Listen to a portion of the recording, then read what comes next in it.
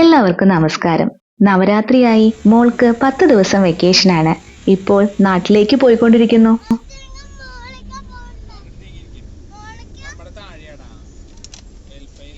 ബസ്സിലാണ് ഇക്കുറി പോകുന്നത്. പോകുന്ന വഴി ഏർക്കാട്ടിലേക്ക് ഒരു ചെറിയ ട്രിപ്പ് കൂടി. തമിഴ്നാട്ടിലെ സേലത്തേക്കാണ് ബസ് ടിക്കറ്റ് ബുക്ക് ചെയ്തിരിക്കുന്നത്. സേലത്ത് നിന്നും 1 മണിക്കൂർ യാത്രയുണ്ട്. അങ്ങനെ വൈകിട്ട് 5 മണിയോടുകൂടി ഹൈദരാബാദിൽ നിന്നും യാത്ര പുറപ്പെട്ടു. പിറ്റേന്ന് രാവിലെ 10 മണി കഴിഞ്ഞപ്പോൾ സേലത്ത് എത്തിച്ചേർന്നു. അവിടുന്ന് അധികം വൈകാതെ ഊബർ ബുക്ക് ചെയ്ത് ഏർക്കാട്ടിലേക്കുള്ള യാത്ര തുടങ്ങി.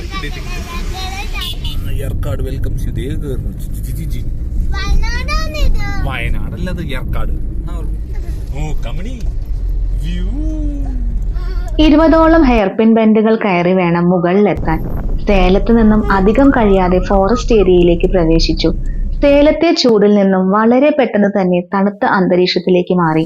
വണ്ടി നിർത്തി ഫോട്ടോസ് എടുക്കാൻ പറ്റുന്ന ഒരുപാട് നല്ല വ്യൂ പോയിന്റ്സ് ഉണ്ട്. അതുപോലെ പോകുന്ന വഴി 1-2 ചെറിയ വാട്ടർഫോൾസും കാണാൻ സാധിച്ചു. ബസ് യാത്രയുടെ ക്ഷീണമുള്ളതിനാൽ എല്ലാ പോയിന്റിലും ഒന്നും ഇറങ്ങിയില്ല.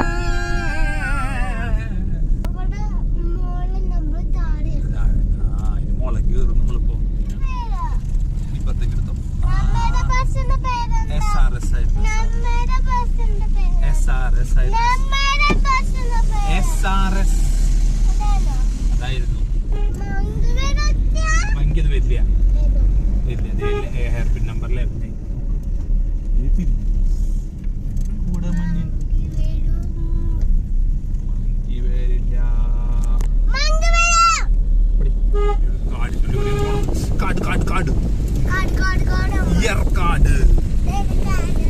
നമ്മൾ കാട് കാട് കാട് കാടിലെത്തി.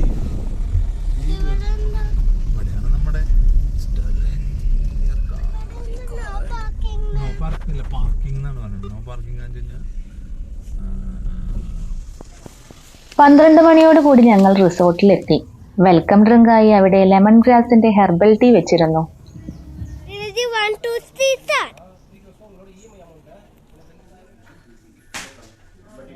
റിസോർട്ട് ലൊക്കേറ്റ് ചെയ്തിരിക്കുന്നത് ഓൾമോസ്റ്റ് ടോപ്പ് ഓഫ് ദ ഹില്ലാണ്. ഒരു മാജിക്കൽ ലൊക്കേഷനായി തോന്നി. ഒട്ടുമിക്ക നേരത്തും കോടമഞ്ഞാൽ മൂടപ്പെട്ട് കിടക്കും ഇവിടെ. മലയുടെ മനോഹാരിത ഒട്ടും കളയാതെ തട്ടുതട്ടുകളായാണ് ഇവിടെ റൂമുകൾ ഒരുക്കിയിരിക്കുന്നത്. ബൊട്ടാനിക്കൽ ഗാർഡനും റോസ് ഗാർഡനും എല്ലാം ഇവിടെ തൊട്ടടുത്ത് തന്നെയാണ്.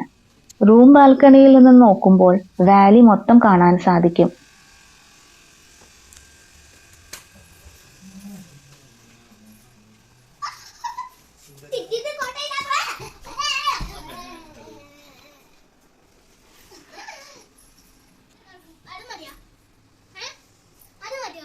ചെന്നിട്ട് കുറച്ചു നേരം റെസ്റ്റ് എടുത്തു.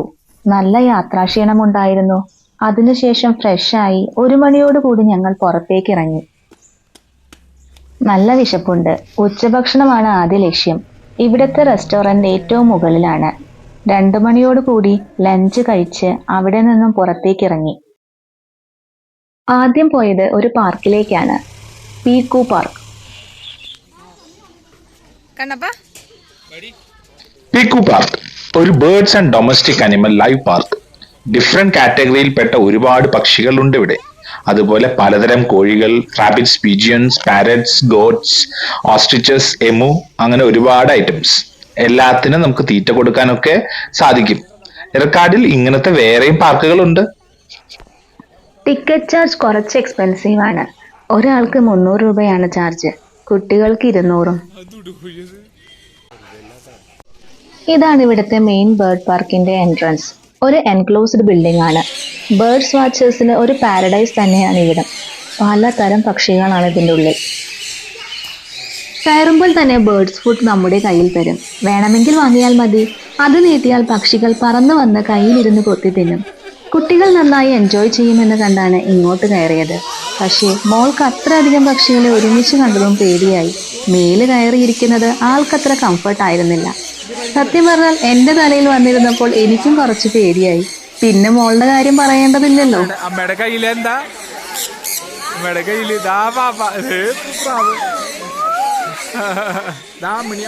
ഉള്ളിലൊരു പാർട്ടീഷൻ ഉണ്ട്. കുറച്ച് വലിയ പക്ഷികൾ ഇപ്പുറത്താണ്. നല്ല ഭംഗിയുള്ള തത്തകൾ. എന്തൊരു കളർഫുള്ളാണ്. പിന്നെ വേറൊരു കാര്യം, ചില ബിരുദന്മാർ നമ്മുടെ വാച്ചും മാലയും ഷർട്ടിന്റെ ബട്ടൺസും എല്ലാം വന്ന് കൊത്തും. തീറ്റ കൊടുക്കുമ്പോൾ അതുകൂടി ഒന്ന് ശ്രദ്ധിക്കണം. അപ്പുറത്തും ഇതുപോലെ ഒരു എൻക്ലോസ്ഡ് ബിൽഡിംഗ് ഉണ്ട്. അതിലും പലതരം പക്ഷികളാണ്. ഫ്രൂട്ട്സ് പ്ലേറ്റിലാക്കിയാണ് ഇവിടെ ബേർഡ്സിനെ ഫീഡ് ചെയ്യുന്നത്.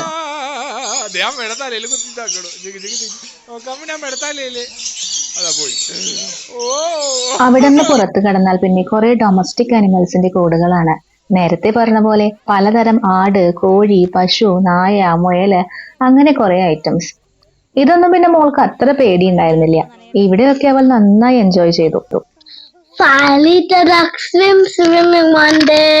Oh, what I swim far away. Quack, quack, quack, quack, quack, quack, quack.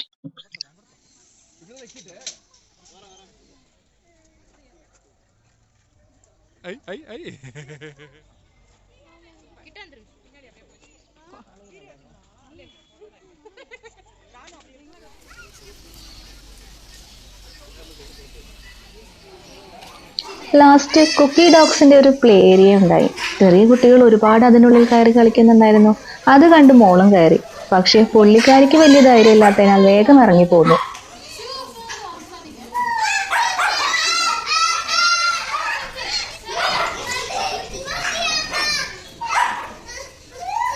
ചെറിയ ഷോപ്പിംഗ് എല്ലാം നടത്തി 4:30 അവിടെ നിന്ന് തിരിച്ചു. ഇറങ്ങാറായപ്പോഴേക്കും നല്ല മഴയും മൂടൽമഞ്ഞും. ഇന്നിനി വേറെ എവിടെയും പോകൽ നടക്കില്ല. തിരിച്ച് റൂമിലേക്ക് തന്നെ മടങ്ങി. പോകുന്ന വഴി അവിടുത്തെ ഫേമസ് ആയ ലേക്ക് കണ്ടു. ബോട്ടിംഗ് എല്ലാം ഉണ്ട്. മഴ കാരണം ഇറങ്ങാൻ കഴിഞ്ഞില്ല. ഞങ്ങൾ താമസിക്കുന്നതിന്റെ അടുത്ത് തന്നെയാണ് gents seat and lady seat view point. തിരിച്ചു പോകുന്ന വഴി അവിടെയും ഇറങ്ങി. വാലിയുടെ നൈറ്റ് വ്യൂ എല്ലാം കാണാൻ സാധിച്ചു. സേലം സിറ്റിയും ഇവിടെ നിന്ന് നോക്കുമ്പോൾ കാണാം. പിന്നെ അവിടെ അടുത്ത് തന്നെ ഉണ്ടായിരുന്ന ഒരു ചോക്ലേറ്റ് ഫാക്ടറിയിൽ പോയി കുറച്ച് ഹോം മെയ്ഡ് ചോക്ലേറ്റും കോഫി പൗഡറും എല്ലാം വാങ്ങിയാണ് തിരിച്ചു പോന്നത്. ടൗണിൽ തന്നെ ഉണ്ടായിരുന്ന ശരവണ ഭവനിൽ നിന്നായിരുന്നു ഡിന്നർ. അവിടുത്തെ സ്പെഷ്യൽ ദോശയും കഴിച്ച് 9 മണിയോടുകൂടി റൂമിലെത്തി. പിറ്റേ ദിവസം അതിരാവിലെ തന്നെ എഴുന്നേറ്റു. ഇവിടെ നിന്നുമുള്ള മോർണിംഗ് വ്യൂ കാണണമായിരുന്നു. ആഹാ, ആ ഭംഗി പറഞ്ഞറിയിക്കാൻ കഴിയുന്നില്ല. മേഘപാളികൾക്കും എത്രയോ മുകളിലാണ് നമ്മൾ.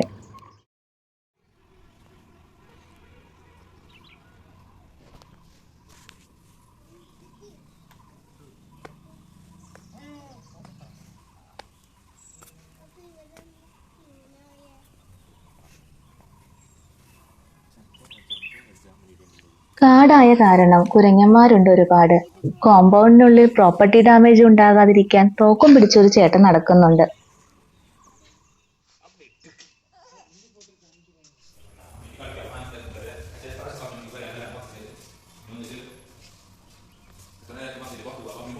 എട്ട് മണി ആവാറായി. ബ്രേക്ക്ഫാസ്റ്റ് കഴിക്കണം. ഇതാണ് ഇവിടുത്തെ ഇൻഡോർ ഗെയിമിംഗ് സ്റ്റേഷൻ.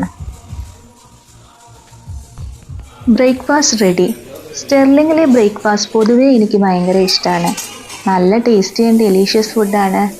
എപ്പോഴും ഒരുപാട് വെറൈറ്റി ഐറ്റംസും ഉണ്ടാകാറുണ്ട്.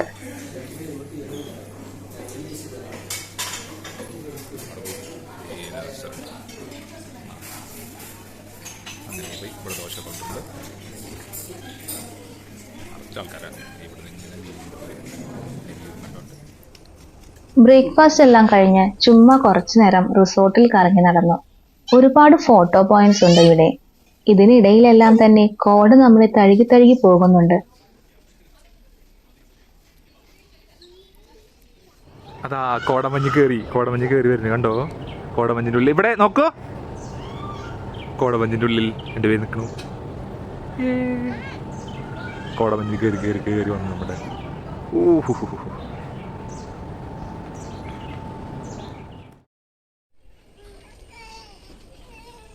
സത്യം പറഞ്ഞാൽ വ്യൂ പോയിന്റ്സ് കാണാൻ ഇവിടെ നിന്ന് പുറത്തു പോകേണ്ട കാര്യമില്ല.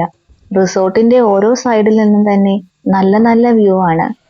പിന്നെ എപ്പോഴും കോടയും കയറും. ഒരുപാട് ഇൻഡോർ ആക്ടിവിറ്റീസും ഉണ്ട് ഇവിടെ. മൊത്തത്തിൽ സ്റ്റേ അടിപൊളിയായിരുന്നു. 11 മണിയോടുകൂടി റൂം ചെക്ക്ഔട്ട് ചെയ്ത് വീണ്ടും യാത്ര തുടർന്നു. കാർ 2 ദിവസത്തിനാണ് ബുക്ക് ചെയ്തിരുന്നത്.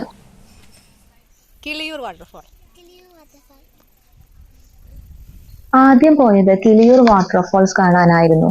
കാർ പാർക്കിങ്ങിൽ നിന്നും കുറച്ച് നടക്കാനുണ്ട് അവിടേക്ക്. നല്ല സ്റ്റീപ്പായ സ്റ്റെപ്സ് ആണ്. ഒഴിവു ദിവസമായതിനാൽ നല്ല തിരക്കുമായിരുന്നു അവിടെ. കയറാനും ഇറങ്ങാനും കുറച്ച് ബുദ്ധിമുട്ടി. പക്ഷേ വെള്ളച്ചാട്ടത്തിന്റെ മുന്നിലെത്തിയപ്പോൾ അതെല്ലാം മാറി. കുറച്ച് ബുദ്ധിമുട്ടിയെങ്കിലും നല്ലൊരു നയനാനുഭവമായിരുന്നു. കാണാതെ പോയിരുന്നെങ്കിൽ നഷ്ടമായേനെ.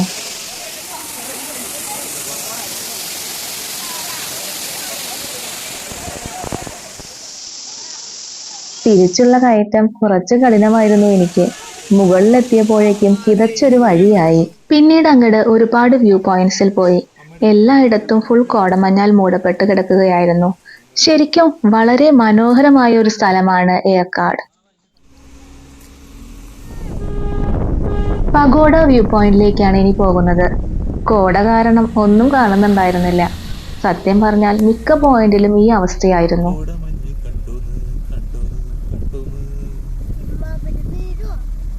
പഗോഡ വ്യൂ പോയിന്റ് ആണിത്. കുറച്ച് ക്രൗഡഡ് ആയിരുന്നു ഇവിടം. ഫ്രഷ് ഓറഞ്ച് കൊണ്ടുണ്ടാക്കിയ സ്പെഷ്യൽ ഓറഞ്ച് ടീ കുടിച്ചു ഇവിടുന്ന്. നല്ല ടേസ്റ്റ് ഉണ്ടായിരുന്നു. ഒരു ചെറിയ ട്രൈബൽ ടെമ്പിൾ ഉണ്ട് അവിടെ. തിരക്ക് കാരണം അകത്ത് കയറാൻ സാധിച്ചില്ല. അടുത്തത് പോകുന്നത് ഒരു ക്ഷേത്രത്തിലേക്കാണ്. ശ്രീ മഹാമേരു ടെമ്പിൾ. ആദ്യം കയറിയത് മഹാമേരു ക്ഷേത്രത്തിന്റെ മുന്നിലായുള്ള വെങ്കടേശ്വര സ്വാമി ക്ഷേത്രത്തിലാണ്. അവിടുത്തെ ദർശനം കഴിഞ്ഞതിന് ശേഷം മഹാമേരു ക്ഷേത്രത്തിലേക്ക് കയറി. വളരെ വലിയൊരു കോമ്പൗണ്ട് ആയിരുന്നു. നല്ല നീറ്റും കാം ആൻഡ് ക്വയറ്റ് ആയ അന്തരീക്ഷം. ത്രിപുരസുന്ദരി ദേവിയാണ് അവിടുത്തെ പ്രതിഷ്ഠ. ക്ഷേത്രത്തിന്റെ മുകൾ ഭാഗം ശ്രീചക്രത്തിന്റെ ആകൃതിയിലാണ് ഉണ്ടാക്കിയിരിക്കുന്നത്. World's biggest Srichakra Mahameru temple എന്ന് അവിടെ എഴുതി വെച്ചിട്ടുണ്ട്. ഉച്ചയോടുകൂടി ദർശനം കഴിഞ്ഞ് അവിടെ നിന്നും തിരിച്ചു.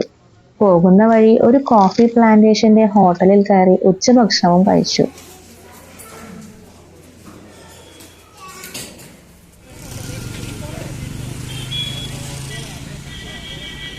പിന്നീട് പോയത് ഏർക്കാട് ലേക്കിലേക്കായിരുന്നു. അവിടെ കുറച്ചു നേരം ചെലവഴിച്ച് തിരിച്ചുള്ള യാത്ര തുടങ്ങി.